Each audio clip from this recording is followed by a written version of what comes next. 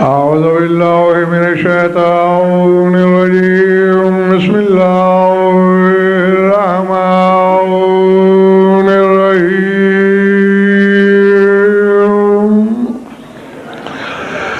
الحمد لله والصلاة عليهم بعد فقد قال الله تبارك وتعالى في كتابه المجيد وقوله الحق مرج البحرين يلتقيان بينهما برزخ لا يبغيان صلوات بوادي بلند.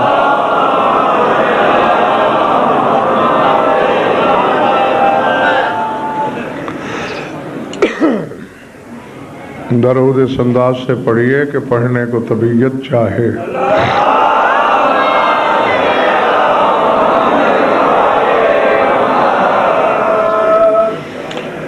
توجہ ہے، بات شروع کی جائے.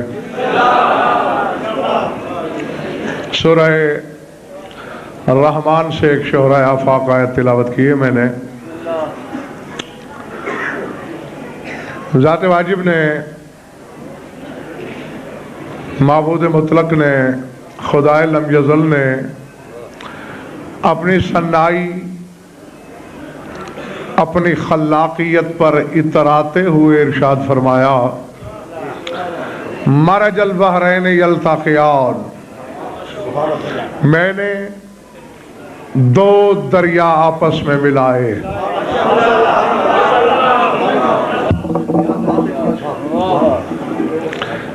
دونوں متلاطم، دونوں پرجوش، دونوں لہریں لیتے ہوئے سمندر.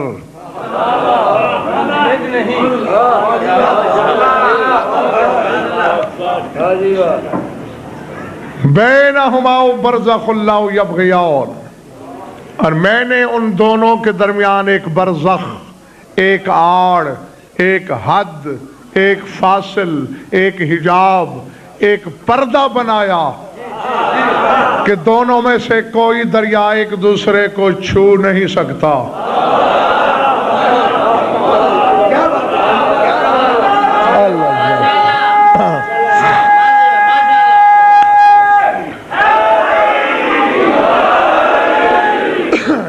اور آگے فرمایا فَبِأَيِّ آلَاءِ رَبِّكُمَا تُكَذِّبَانِ، تم دونوں، اب پتہ نہیں وہ دو منکر کون تھے.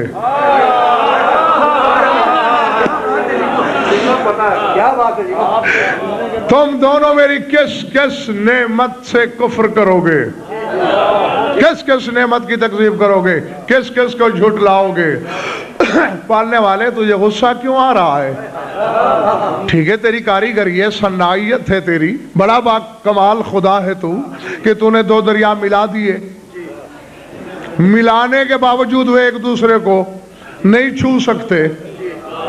اترا کیوں رہا ہے؟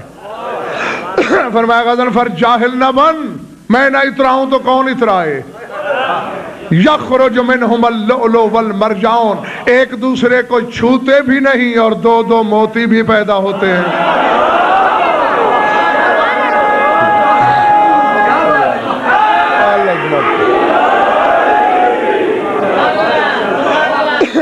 گھبرا تو نہیں رہے ہو نا؟ میں مولا کی شادی نہیں پڑھ رہا، میری منزل کسی اور طرف ہے. بہرحال جو نہیں جانتے وہ جان لیں. نقوی صاحب شیعہ سنی تفاسیر تسلیم کرتی ہیں. یہاں جب یہ آیت نازل ہوئی تو مسلمانوں کے پہلے خلیفے نے اٹھ کے سوال کیا تھا کہ یا رسول اللہ وہ دو دریا کون سے ہیں؟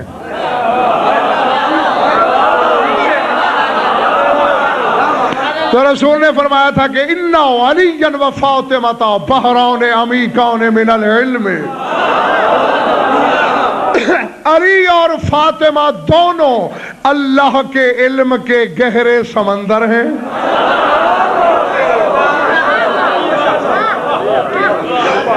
نا اب کوشش کر رہا ہوں کہ ہر چہرہ میری نظروں کی زد میں آ جائے. یہ بعد میں بھی دیکھوں گا، کیونکہ جب یہ بات نقوی صاحب واضح ہو گئی کہ ایک دریائے علم علی، دوسرا بحر علم سیدہ، تو اب صرف حلال زادہ ہی اسے سنے گا اور برداشت کرے گا. اللہ فرماتا ہے میں نے علی اور بطول کو ملا دیا، دونوں ایک دوسرے کو مس بھی نہیں کرتے.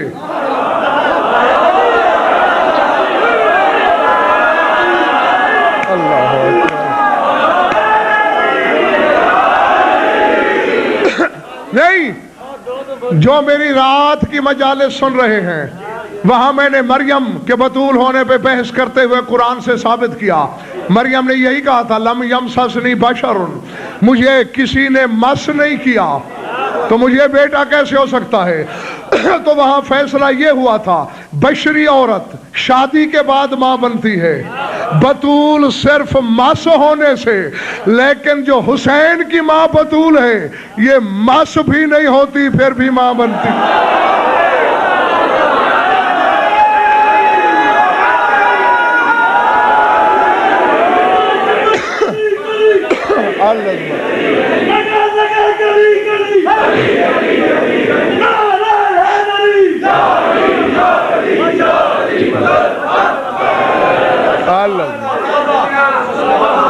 گھبرا تو نہیں رہے میرے دوست. اسے باخدا یہ پہاڑ سے زیادہ وزنی حقیقت ہے جسے علی جیسا سلطان مملکت احدیت چھو نہ سکے.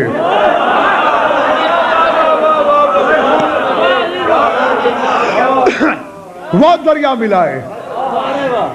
تفاسیر اہل بیت، کتب اہل بیت کا میں ضامن ایک دو حوالے تو آج یہیں بھی دکھا سکتا ہوں، اور بہاول پور چلو تو پھر سینکڑوں. دو دریا، کس کس شے کے دریا، کس دریا کو کس دریا سے ملایا. بس اس کو ہر حلالی لوہے دل پہ لکھے تاکہ میں اپنی منزل کی طرف بڑھوں.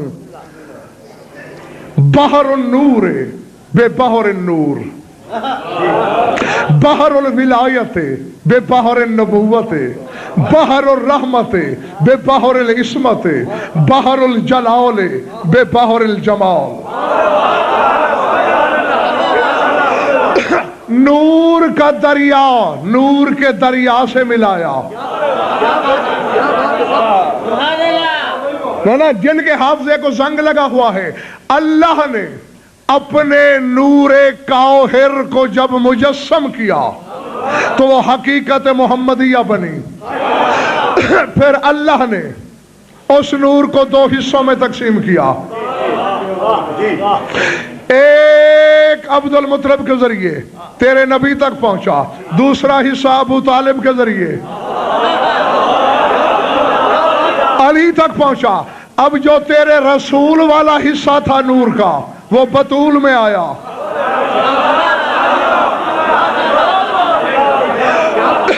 علی والا حصہ علی کے پاس تھا، وہ صاحب مشیت اس سارے نور کو ملا کے کوئی جوہر تراشنا چاہتا تھا.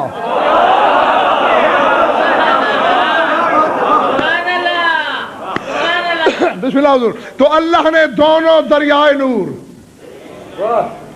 تھک تو نہیں گئے ہو، چلے تو نہیں گئے ہو، دونوں دریائے نور ملا دیے تاکہ کامل نور، سارا نور پھر سے جمع ہو جائے. بحر الولایت بے بحر النبوت، دریائے ولایت کو دریائے نبوت سے ملا دیا. ولایت علی کا ورثہ، نبوت بطول کی میراث. بحر الرحمت بے بحر العصمت، دریائے رحمت کو دریائے عصمت سے ملا دیا. بحر الجلال بے بحر الجمال، دریائے جلال کو دریائے جمال سے ملا دیا. اللہ کی صفتیں دو قسم کی ہیں، کچھ جلالی کچھ جمالی، وہ قاہر ہے، وہ قادر ہے، وہ ولی ہے، وہ سلطان ہے، یہ جلال ہے، اور یہ سارا علی ہے، وہ رحیم ہے، وہ کریم ہے، وہ غفور ہے، وہ ستار ہے، اور یہ سارا کچھ بطول ہے۔ تو اللہ نے جلال و جمال ملا دیا۔ سمجھ میں آ رہی ہے بات یا سروں سے گزرتی جا رہی؟ اب نقوی صاحب یہ کتنی صفتیں جمع ہو گئی۔ اللہ ان کو ایک دوسرے میں ضم کر کے موتی نکالنا چاہتا تھا، لولو اور مرجان۔ العظمت للہ جی، لولو حسن، مرجان حسین۔ اب حسن والا حصہ بھی حسین کے پاس آیا، کیونکہ سلسلہ امامت حسن سے نہیں چلا، حسین سے چلا۔ تو ان دو دریاؤں کی ہر صفت، ہر کمال منتقل ہوگا حسین کو۔ تو اس وقت تک ہم نے کیا دیکھا؟ نور، نبوت، ولایت، رحمت، عصمت، جلال، جمال، کتنی چیزیں ہوئیں۔ نہیں میرا خیال ہے تمہارا دل ہے ہی نہیں۔ تو نقوی صاحب کیوں نہ میں 10-20 منٹ مصائب پڑھ لوں؟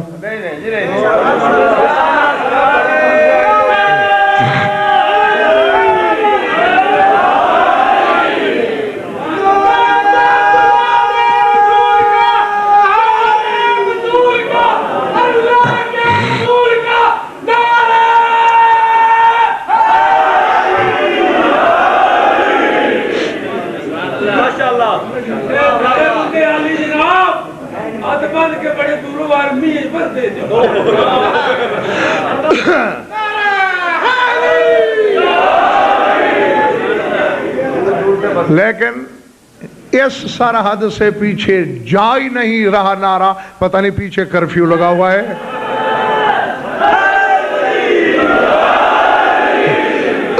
اب حق ہو گیا ہے تمہارا۔ یہ 7 چیزیں ان کو ذہن میں رکھنا ہے۔ ہاں 2 منٹ اور پھر منزل کی طرف رواں۔ رسول اپنی اہل بیت کی تعریف کر رہا ہے کہ میری اہل بیت کیا ہے۔ فرما رہے ہم من الناؤ سے کالسماء المرفوع والنجوم الہادیہ والشمس الزاہیہ والکعبۃ المستورہ والشجرۃ المبارکہ اصلها النبوۃ وفرعها الامامۃ واغصانها العصمۃ وَأَوْرَاقُهَا الْحِكْمَةُ وَثَمَرَتُهَا الدِّينُ وَالرَّحْمَةُ۔ فرمایا میری اہل بیت لوگوں میں ایسے ہے جیسے زمین سے بلند آسمان۔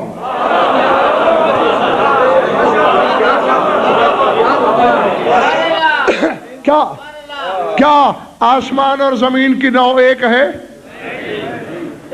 تو پھر کسی کو یہ بکواس کرنے کا حق نہیں کہ یہ ہم جیسے۔ کائنات زمین ہے اور تو پیداوار ہی زمین کی ہے۔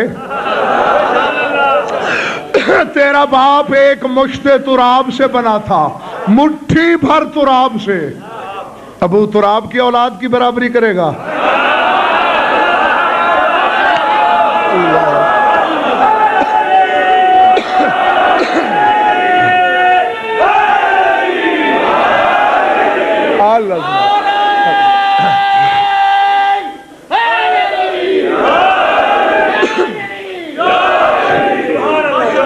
جیتے رہو۔ ہم من الناس کالسماء المرفوع، وہ بلند آسمان جیسے، والنجوم الہادیہ، راستہ بتانے والے ستاروں جیسے۔ بھٹکا ہوا مسافر جنگل میں ستارہ دیکھتا ہے، قطب تارہ کس طرف ہے، پھر راستے کا تعین کرتا ہے۔ والشمس الزاہیہ، فرمائے میری اہل بیت چمکتے ہوئے سورج جیسی۔ محمد زنشاہ بھی پتا چلتا ہے کہ دور سے بگار دینے آئے ہیں یا مجلس سننے۔ آگے تیرا رسول فرماتا ہے والکعبۃ المستورہ، میری اہل بیت چھپے ہوئے کعبے جیسی ہے۔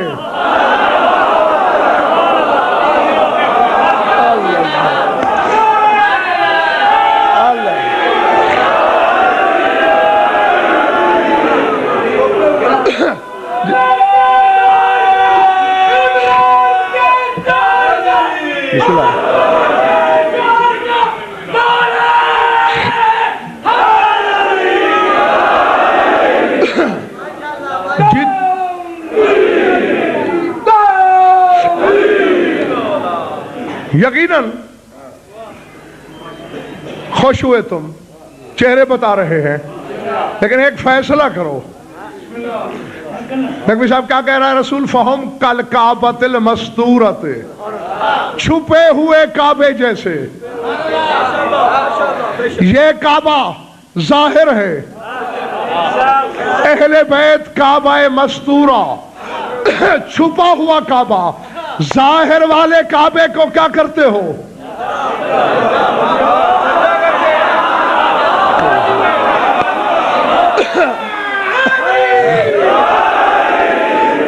نہیں، میں منڈی والوں فیصلہ کر کے دیتا ہوں۔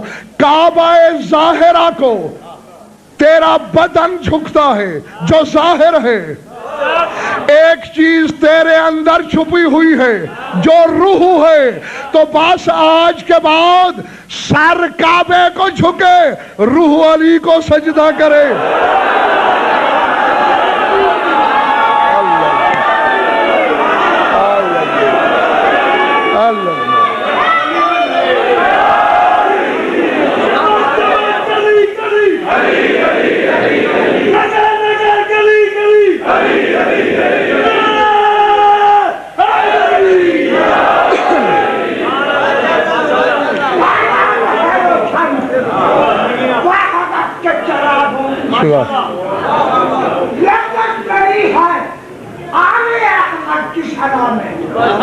قرآن ہے قصیدہ ان کے عظمتوں کا، خصوصاً مانا جاتا ہے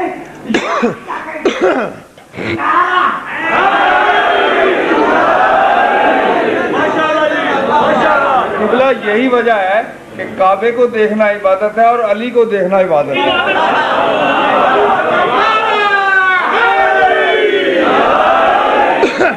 لیکن نقوی صاحب ایک فرق ہوگا، مثلا میں بھی ہوں، میرے ساتھ ایک عالم اور کھڑا ہے، آپ کہیں یہ بھی عالم وہ بھی عالم، اور ادھر سے جمیل شاہ بولے کہ تایا جی آپ بھول رہے ہیں، ایک عالم ہے لیکن دوسرے نے اس کو عالم بنایا ہے۔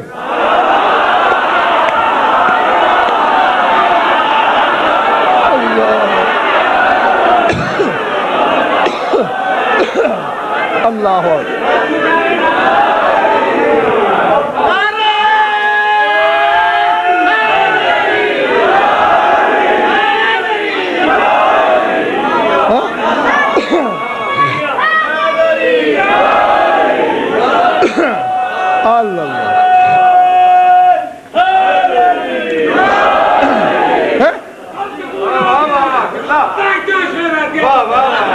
سمجھ میں آئے گی بات؟ سمجھ میں آئے گی بات؟ کعبہ کو دیکھنا عبادت ضرور ہے، لیکن اسے عبادت کے لائق کیا کس نے؟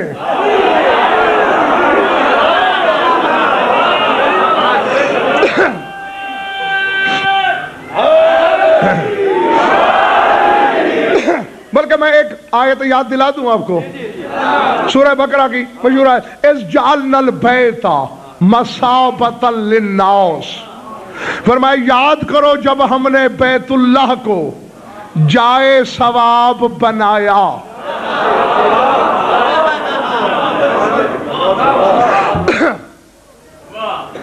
میں اندر باہر جان کے نظر دوڑا رہا ہوں، یار خدا کے لیے ذرا ایک منٹ کے لیے کیمرہ ادھر ہٹانا، میں پیچھے والوں کو دیکھ لوں۔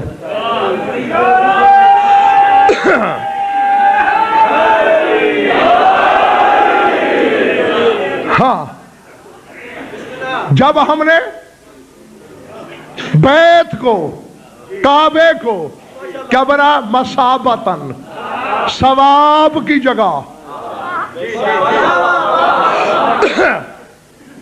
یہ جب کب بولا جاتا ہے؟ کوئی سربراہ مملکت تقریر میں کہے یاد کرو جب ہم نے منڈی بہاؤالدین کو ضلع بنایا، عقل کا بیری بھی سمجھ جائے گا منڈی بہاؤالدین پہلے تھی لیکن ضلع بعد میں بنی۔ ٹھیک ہے،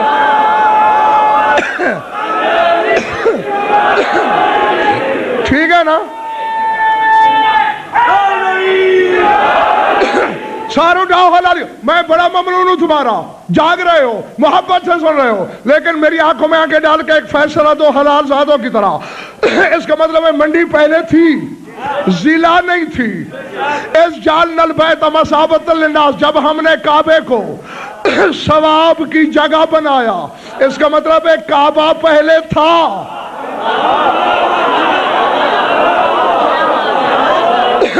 ثواب کی جگہ نہیں تھا. ثواب کی جگہ کب بنا؟ حین ولد فیہ علی بن ابی طالب, جب کعبے میں علی آیا. او مانگے تانگے کے بیکار نطفے, جب اللہ کا گھر علی کے بغیر ثواب کا حقدار نہیں. تیری نماز علی کے بغیر.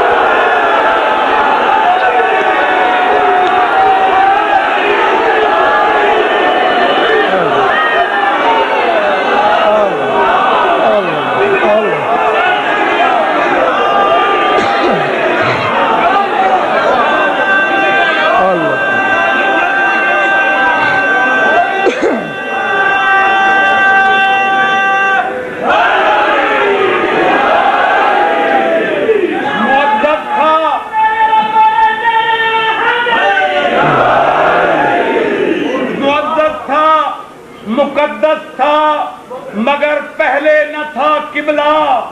علی آئے جو کعبے میں تو پھر کعبہ بنا قبلہ. یہ تاریخی حقیقت ہے جو بدلی ہے نہ بدلے گی.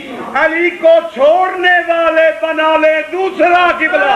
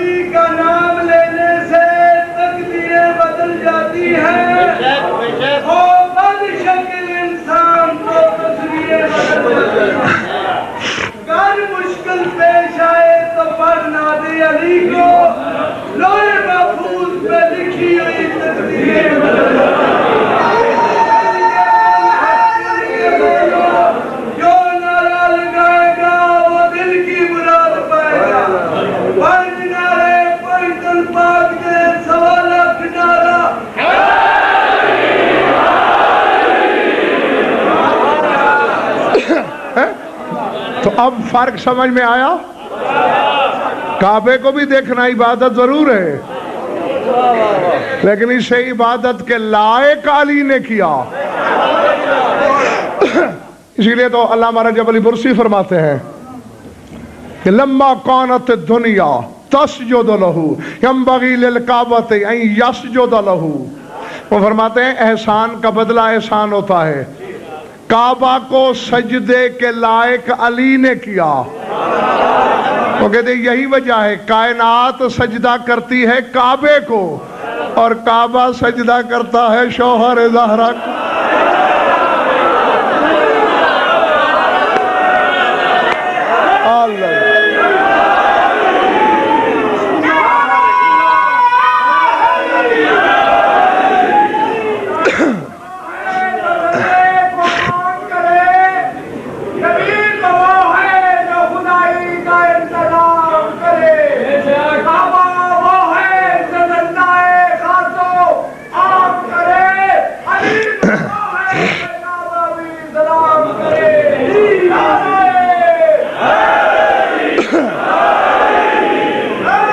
اچھا یہ مومن کی ربائی سن کے ایک بات نہ کبھی صاحب میرے سامنے آئی. ہاں میں تھوڑا پڑھا ہوا, کبھی کبھی میری مدد کر دیا کرو, بڑے ثواب کا کام ہے.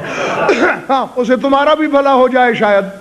یہ کعبہ تو اللہ نے علی کو دے دیا کہ جا تیرا سچا خانہ, عرش پہ قبضہ رکھا اپنا.